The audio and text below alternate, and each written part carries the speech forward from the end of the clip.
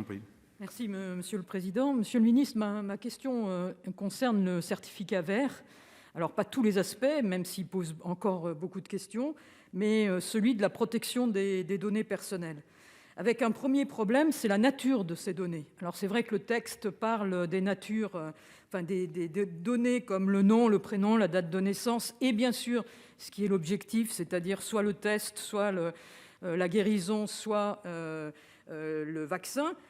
Mais surtout, ce texte il prévoit dans son annexe de pouvoir ajouter des données sous forme avec un acte délégué, ce qui serait presque un pouvoir d'ordonnance dans notre pratique législative.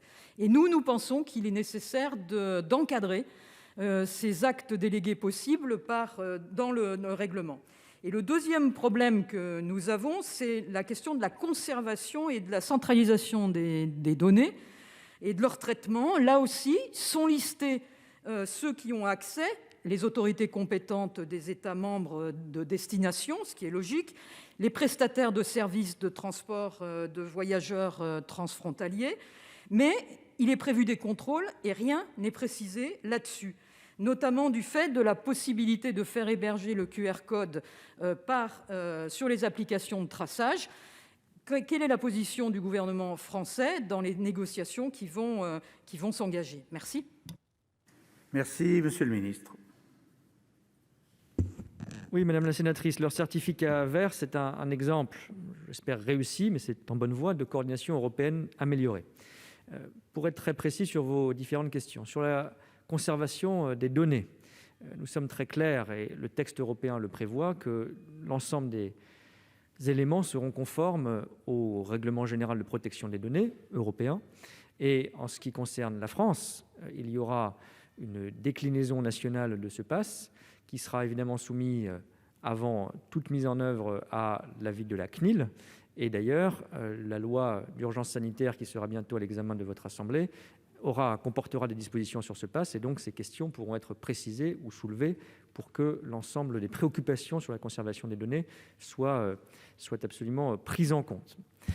Sur les formats européens et les différents supports, là aussi, pour faire très simple, les différents pays ont différentes applications.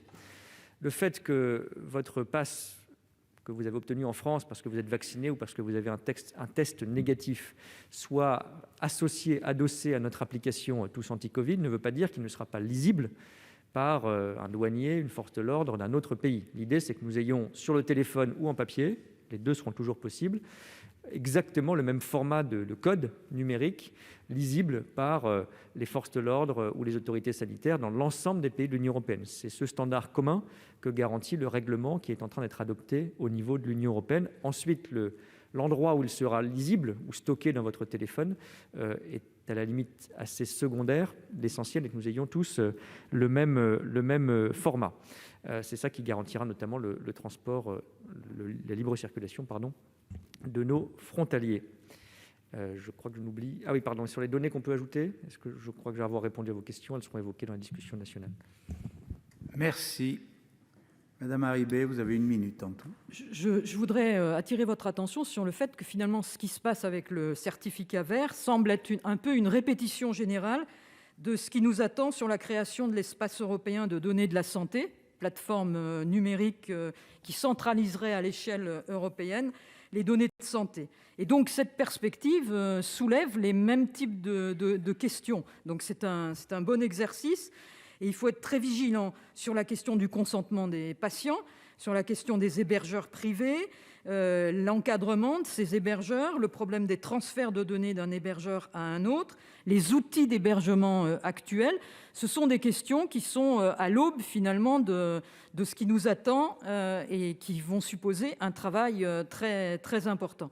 Et puis, je voudrais aussi insister sur le fait que dans ce certificat, il y a aussi la possibilité dans le règlement que des États ajoutent des obstacles. Et donc, on est loin de l'objectif de la libre circulation. Donc, il faudra être vigilant aussi là-dessus. Merci infiniment.